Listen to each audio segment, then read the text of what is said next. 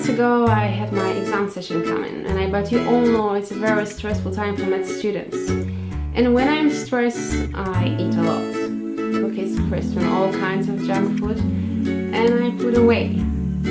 After I had passed all my exams, I looked at the mirror and I thought, oh, you must do something with yourself. And out of sudden I came across Green Coffee 5K, and I thought, why not to try something different? And I tried. And believe me or not, I've lost 5 kilograms in a month. And I saw results and the effects of this immediately after I had started. I just didn't want to eat all these cookies and crisps. And I would recommend Green Coffee 5K for all students during their exam sessions and for all young girls.